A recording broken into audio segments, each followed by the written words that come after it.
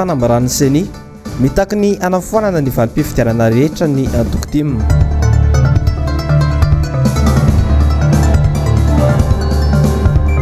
Fanamboarana ny kianjan'ny Mahamasina miato tanteraka ny asa.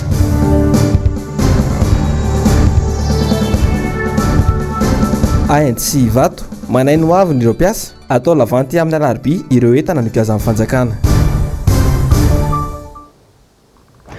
Alatsinainy 2 martsa 2024 fotoana ny fampahalalam-baovao voalohany amin'ity volana martsa ity mirabanao tompo klasy tomboky vavy tonga soindray atao anatin'ny fotoana ny fampahalalam-baovao ety am-piandohana dia manasanao ampitiavana izay anaraka ireto vaovao mikasika ny fifidianana ireto anisan'ny vaovao vao milatsaka izao alina izao mitana ny sain'ny olom-pirenena rehetra amin'izao fotoana izao ny fiaikan-keloka na ny avezay nataony ny teo anivon'ny seni ny farany herinandro lasa teo nanova zavatra lehibe eo amin'ny fiainan'ny firenena iny fanambarana iny indrindra ho an'ireo antoko ny fanandrina tamin'ireo fifidianana telo ny fanesy teto amin'ny firenena tamin'ity androany ity dia nivoromaika ny antoko tiako Madagasikara ary nijorona nomeny heviny ny momba ny avezay nataon'ny seni ny antoko tiako Madagasikara moa izay isan'ny antoko mitondra faisana tao anatin'ireny fifidianana ny fanesy ireny nanao fanambarana ny antoko tiako Madagasikara tamin'ny alalan'ny Flot national ny antoko Andriamatoa Marc Ravalomanana andeha rahantsika vetrany zay eo amin'ny sariny Manora Andriamalala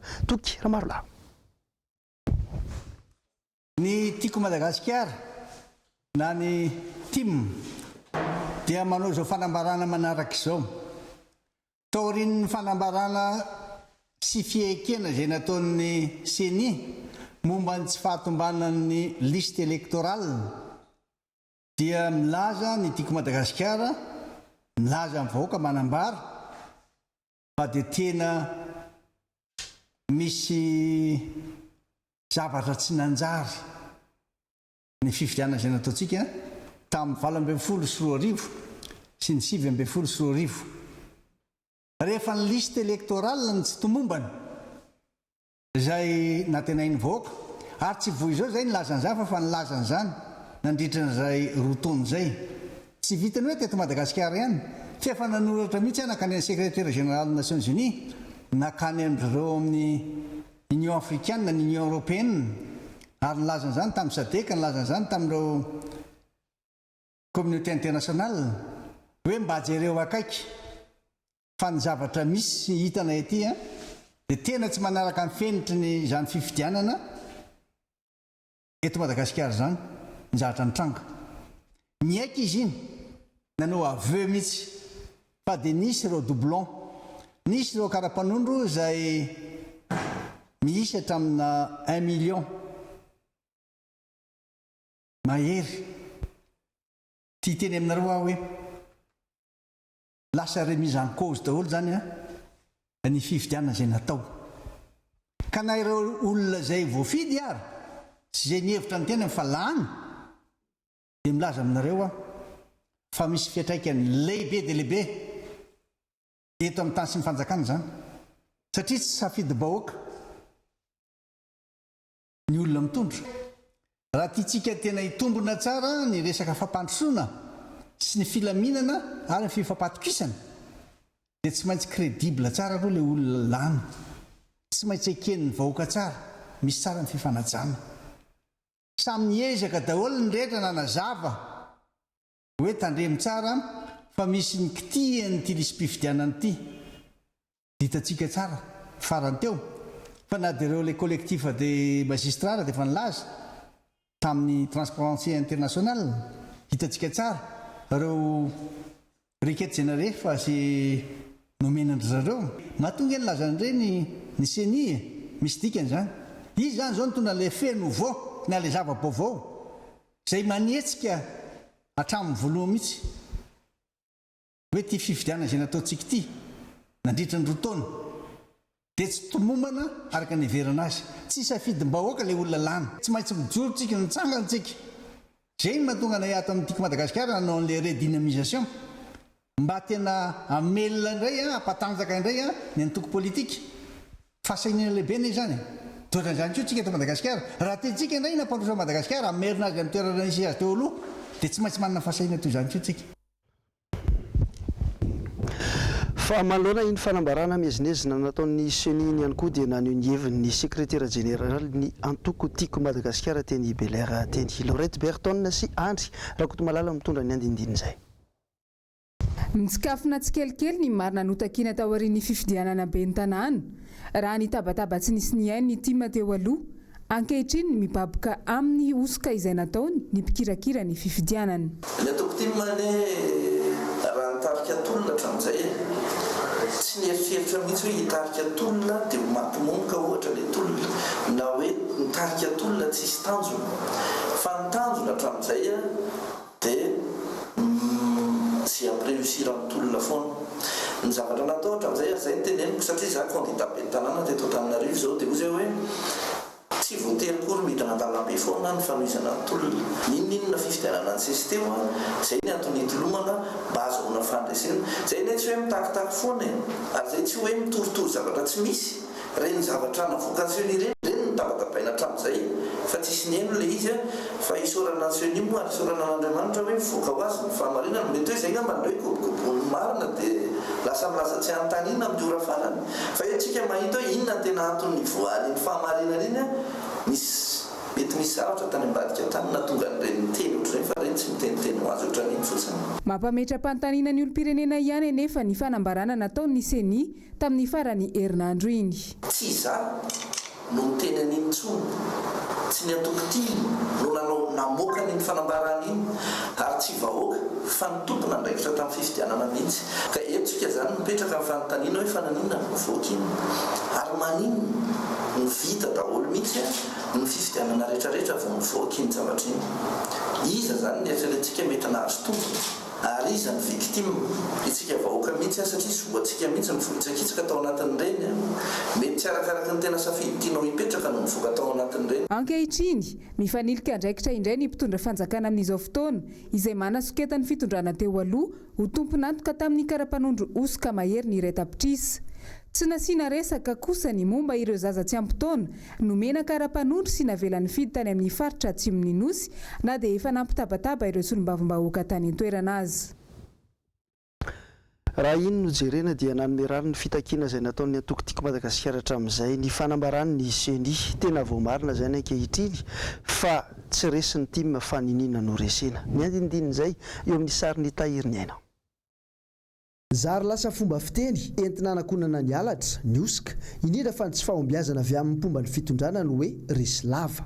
Tena resy lava tokoa ve ny antoko tiako Madagasikara tsy ho resy zany mihitsy zay ke tsy resy fandresena ahoana zay noreo aty zay ny olona hitanao zany mpanao baolina ohatra resitsika zao misy any Messi amin'ny Barcelone tsy nandresy foana izy fa mety ho resy tsy resy zay raha ilaza aminareo fotsiny zay hoe sira be nareo teto Antananarivo ary fa hoe tsy nkitihana mihitsy ny fifidianana tenena zay raha marina zany raha tsy marina nkitihana ahoana ny kitihana azy misy ny doublon misy ny omi misy keo ny ino dizy reo le numéro-ny ordre numéro d'ordre oya fantatra hoe manipulation tranga teo ary fantatra hoe ny olona manao azy fa izay ny hoe ny olona mahalala ny tokony ataony mangina ary miady marina sarotra marina foana fa tsy ho resy zany zay tsy hoe tsy lona resy zany resy zay mbola ohatran'izao. Nandritra ny feonambeny ireo tompona andraikitry ny antoko tima teny Lasora ny 9 febroary lasa teo iny fanehoan-kevitry ny filora Valomanan'iny. 3 andro taty aoriana monja dia nanao ampamoaka lehibe ny filoha lefitry ny CENI tery Rakotonarivo nanamafy tokoa fa tena nisy ny doublan na triplan mihitsy aza tamin'ny anarana sy ny karapanondrom-pirenena. Raha raisina fotsiny zany ireo doublan tamin'ny karapanondrom-pirenena dia firy re zany ny vato azon'ny filohampirenena azo heverina ve fa elanelam-bato tamin'ny vato azon'ny Andry Rajoelina sy Marc Ravalomanana tamin'ny fiodinana faharoa reto doublan reto. Araka izao hitantsika amin'ny tableau zao dia tsy mifanalavitra loatra tombanana firy eo zany ny vato azon'ny candidat larana fahatelo ambin'ny folo raha anesorana ireo doublan reo kajikajy tsotsotra.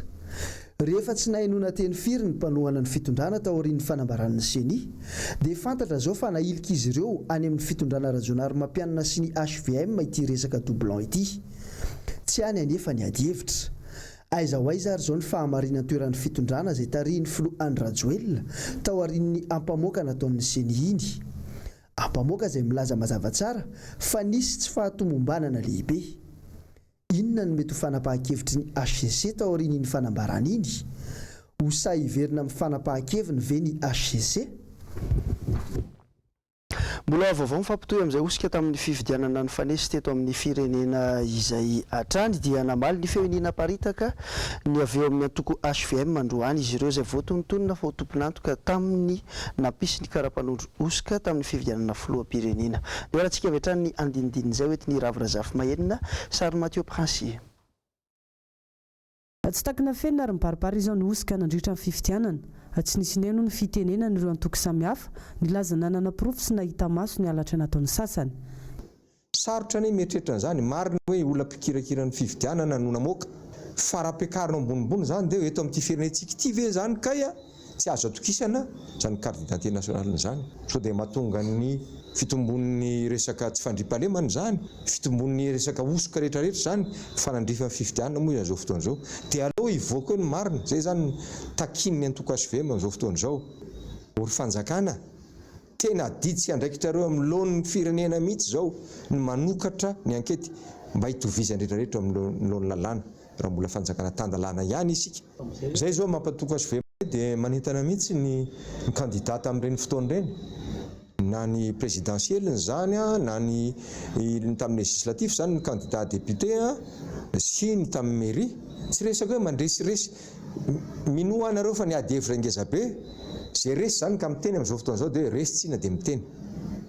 Fa za zao dia ozy hoe tokony mitaky mihitsy ireo karazan'olon'ireo satria tsy misy tsony zany ny fahamarinana teto amin'ny fifidianana zay nisesisesy teo. Fa efa nambony mba hananan'ity vahoaka malagasy ity dia ny fifidianana. Ny viraviraina zany ny vahoaka malagasy teo amin'ny lohan'izany osoka nataony mety olombitsy zany, mety olona namen'olona volatany zany sisisy. Nefa zany fantahina mipetraka daholo sur le président. Io zany ny jerevana ainao hoe tolérance zéro fe eto amin'ity resaka suspicion na corruption sy fanaitriben'ny firenena. Ny lalàna avy hatrany no tokony hanasa azy ny fanaovana osika sy fanodinana ny safidim-bahoaka. Voasoratra ao anatin'ny lalàna ny 2018-08 any amin'ny article any amin'ny 200 mahery any angamban'izay mitanisa ny sazy mahazo ny olona mampiditra anarany na tsy na io na fanahinina dia misy sazy miandry eo amin'ny 2 ka hatramin'ny 5 taona dia misy lamandy mirangabany ao anatin'izay. Mbola eo amin'ny resaka politika hatrany dia nanao faneho-kevitra ihany koa androany ny senatera ny Madagasikara avy amin'ny antoko tiako Madagasikara tao aoriany ny fanambarany filoha-hevitry ny CENI mikasika ireo karapanondro mitovy nampiasaina tamin'ny fifidianana filoham-pirenena sy ny fifidianana ben'ny tanàna teo iny. Ravrazafy Mahenina sy Mathieu Prince hatrany. Tsara loatra ny fanapahan-kevitry ny filoha-hevitry ny CENI mahakasika ny filazana fisina osika nandritra ny fifidianana ny fanesy. Tena victime ny tiako Madagasikara izay anisan'ny antoko lehibe nandray anjara foana tamin'ny fifidianana mba ilazana hoe manaja ny demokrasia kanefa raha angalarana ohatran'ireny satria aminay aloha fampiasana osika ary tena osika reny fampiasana numéro na karapanondro tsy mandeha mileon'ireny ary manimba le fifidianana ne tokony hoe anehoany ny vahoaka ny olona tiany hitondra anazy kanefa feno osika ohatran'ireny mangataka mihitsy zay zany ny fandraisana andraikitry ny atao hoe miaingatra any amin'ny CENI ny HCC. Fantaniana mipetraka fifandrifian-javatra venona ny sorana ny tompon'andraikitra voalohany ateo anivon'ny trano printy national tamin'izany fotoana. Nambarany président CENI hoe tsy avaty aminay ireny fa avy any amin'ny ministère ny aty-tany. Noho izany tompon'andraikitra feno ihany koa ny ministère ny aty-tany zany ny mijery ny anitsinan'ireny.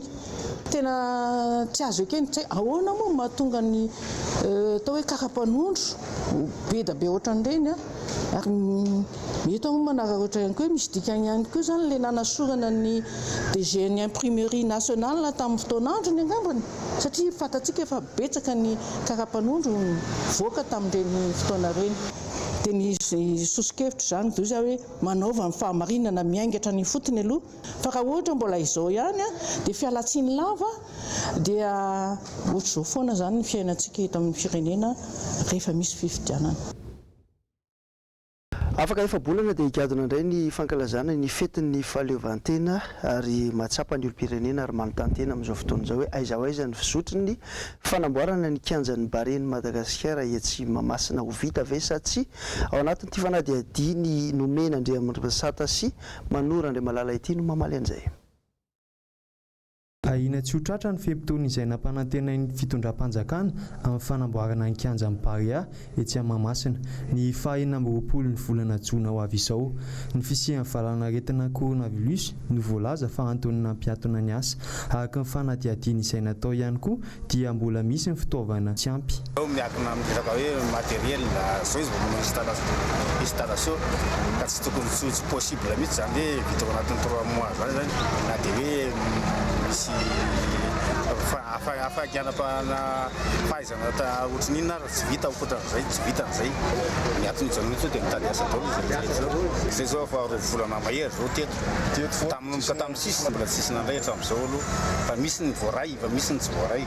Maro ireo malagasy izay nitady asa tonga teny an-toerana satria tsy tonga ireo sinoa izay tokony hanatanteraka ny asa. Soa izany fa nisy ny tsy fahafahan'ireo sinoa ireo ahafahan'ny malagasy nahazo asa. Miankina amin'ilay matériel ohatrohatry piasa mako zany tsy dia betsaka satria mbola tsy ampy ilay matériel. Aloha tsy mahafantatra an'izany tsy fantatro zany fa asa zany no ataoko ato ary sakaretina zany tsisy fahafantarako an'izany. Fataoriny ny fanagiazan'ny fanjakana ny fananany Ramatoa Claudine Razaimamonjy tetsy Vato ny sabotsy lasa teo dia nanao valandresaka ho an'ny mpanao gazety androany ireo mpiasa mivelona amin'ny ity trano fandraisam-bahiny lehibe ity teny an-toerana. Asin'Andriamalala sy Toky Ramarola. Mpiasa maherin'ny 700 indray no tsy maintsy andao ny asa fivelomany noho ny fanagiazan'ny fanjakana ity fananany Ramatoa Claudine Razaimamonjy ity. Mpiasa izay tsy nanam-pona inona na inona no izao sendra ny fahaverezan'ny asa tampoka izao. Raha misy ny mikarakara lanonana amin'ny NC Hotel dia ny vola amin'ireo tompon'ny fety no entina mividy ny akora ary izay mba tombony kely azy eo no andoavana ny karama mpiasa tsirairay. Ankehitriny anefa dia malahelo izahay fakasaina akatona ny orinasa NC Hotel manana avy mpiasa malagasy amin'ny mpiasa malagasy izay amin'ny famelomana ny ankonana, ny fandoavana ny fatrano, ny ekolazin'ny mpianatra, ny famerenana ny trosany indramina tamin'ny banky sy ny sisa. Koa miangavy Antanandroa izay filoham-pirenena Andry Rajoelina izay ray aman-dren'ny malagasy rehetra mba hitsinjo ireto mpiasa malagasy ireto ary hijery akaiky ity raharaha ity. Miangavy Andriamatoa Filoha avelao mba hisokatra sy hiarina ny orinasa NC Hotel ahafahan'ireto mpiasa malagasy ireto sy ny ankonana mivelona. Misy amin'ireto mpiasa no tsy tafiditra intsony ao amin'ny trano fonenany izay tafiditra ao anatin'ity ANC ity izay trano tsy fananan'ny Claudine Razaimamonjy fa trano natsangany tamin'ny alalan'ny herim-pony. Tranahy manokana zao dia efa nanomboka tamin'ny 7 no efa nipetraka tao dia efa mba nisy trano kely zay no nenako tao bâtiment hafa mihitsy zany fa tsy mikambana amin'ilay hôtel ANC. Dia ireo mpiasa ireo koa nisy nipetraka tao koa teny amin'ny Bengalo ny sasany satria zahay tsy nanofa trano tety ivelany ka miangavy anay Andriamatoa Filoha miangavy anao zay monsieur le huissier mba alao ny effet personnel anay zany mba hivoaka fa tsisy hidiran'ny resaka ANC mihitsy ny entana kely izay mba hoentinay amin'ny tokantrano izay hifindranay eo ka dia mba miangavy Antanandroa ry tompoko mba aleo mba hivoaka ilay entana kelynay ao fa afaka verifienareo zany afaka marinareo zany fa tsisy fandraisany mihitsy amin'ny entan'ny ANC. Tamin'ny 7 maraina orana tongavanay teny an-toerana dia efa niatrana teny amin'ny ANC Palasa indray ity fiara lehibe ity. Raha ny loharambavao teny an-toerana mantsy dia hogiazan'ny fanjakana indray ity fananan'ity mpandrara tamin'ny andro ny fitondrana HVM ity saingana gagany maro nefa ahitana ity soratra eo amin'ity fiara lehibe ity izay tsy mbola niala teny an-toerana tamin'ny ora nialanay teny Vato. Fa eo amina lafim-baovao hafa kosa indray dia mitombo isa-taona ny isan'ireo zaza tsy ampy-taona tratra ny herisetra ara-pananana eto Madagasikara. Raha ny fanadihadiana izay nataony mpanao gazety ny MBS teny amin'ny centre votsy tele-pivelan-tanana teny dia manana antotanisa maromaro manam-pirofo izay Njava Andriamahefa sy Manora Andriamalala. telo hatramin'ny 10 isan'andro ireo vehivavy mitsabo tena tonga eto amin'ny toby fahasalamana centre Vonjy be Velantanana. Herisetra ara-pananahana no antony mahatongavany eto. Lehilahy iray isam-bolana kosa no manantona ity toeram-pitsaboana ity. Herisetra ara-pananahana ihany koa no mahazo azy. Ny 9 isan-jaton'ireo tranga ireo dia saika latsaky ny 12 taona avokoa.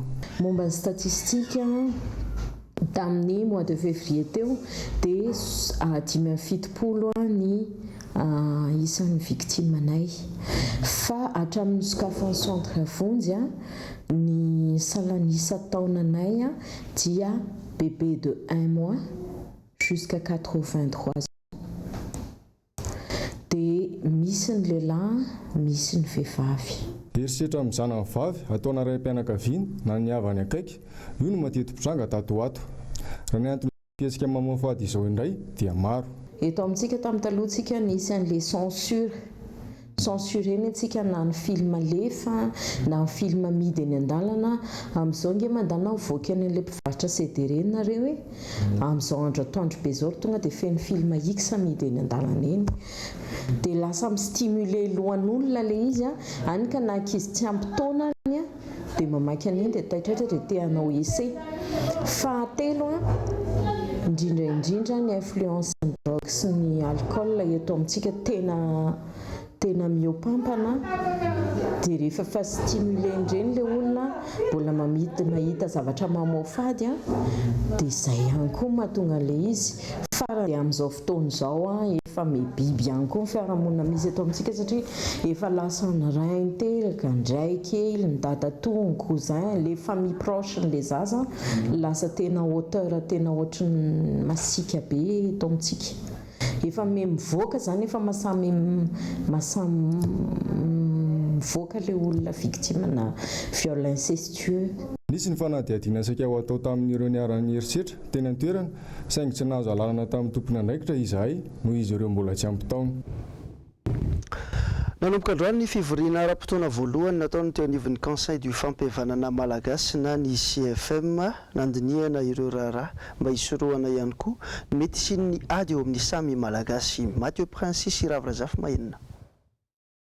Ny sosialim-bahoaka no laharam-pahamehana ikaroam-baolana hisorohana fifandirana sy ady ho an'ny CFM na ny conseil du fampihavanana malagasy.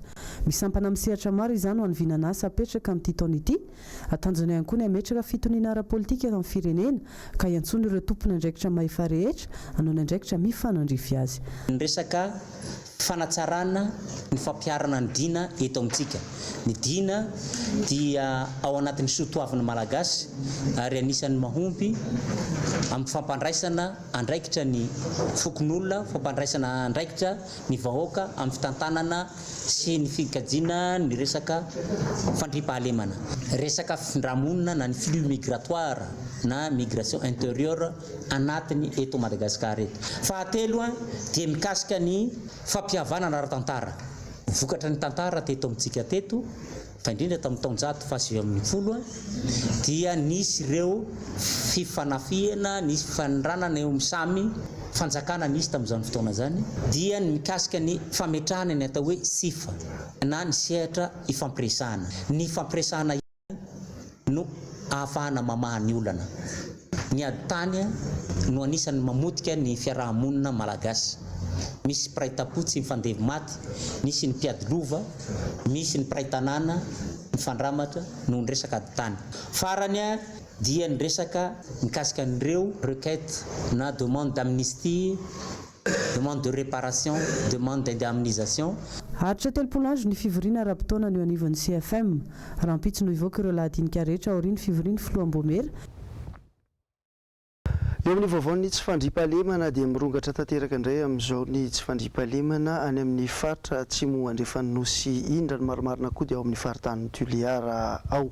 Nanomboka tamin'ny taona 2024 no makaty dia manjaka indray ny alatromby any Antoerana. Ny andinindiny izay vaovao izay hoentin'ny Laurette Berton sy Andry Rakotomalala.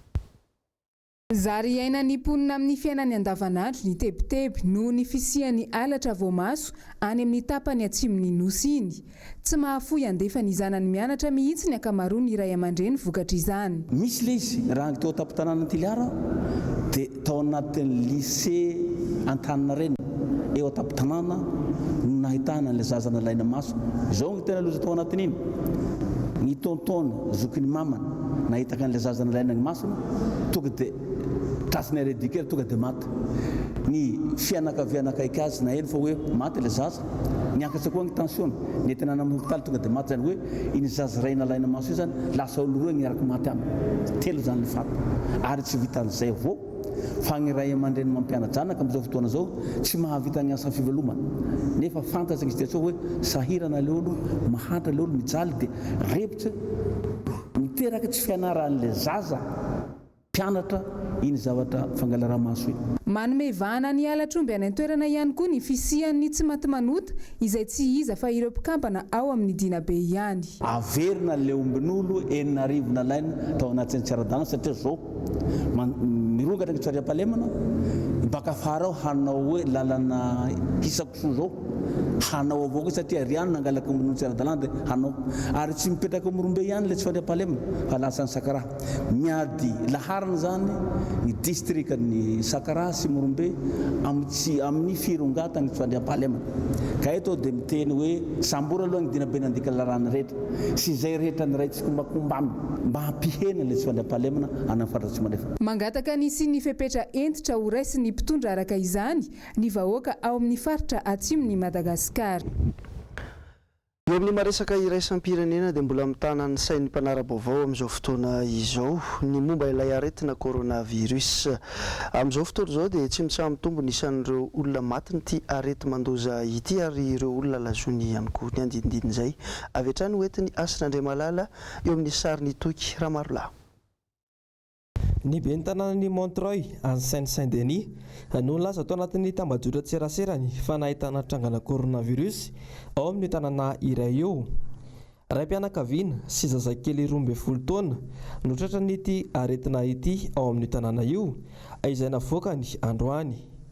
Nisy androany noho izany ny fivoriana maika no tanterahan'ireo manam-pahefana any an-toerana amin'ny anakatonana na tsy ireo toeram-pizahan-tany any an-toerana ho fiarovana no mety ho fiparitahan' ity virus ity. Ho an'ny Egypta kosa dia nitombony isan'ireo tratran'ity virus mahafaty ity ary ity tandroany ity no tranga faharoa hita tany an-toerana. Raha tsy aivina dia nitapaka ny volana febroary lasa teo no nahitana tranga voalohany ity aretina ity tany Egypta. Izay ihany koa namarina ny vaovao tamin'ity alina ity ankasitrahana feno hatrany tompoko lasy toko vavy ny safidinao miaraka amin'ny MBS makasitraka ny teknisianina makasitraka ny mpanao gazety ihany koa manome fotoananao ny sampana fampahalalam-baovao ny fahitalavitry ny MBS rahampitso veloma tompoko.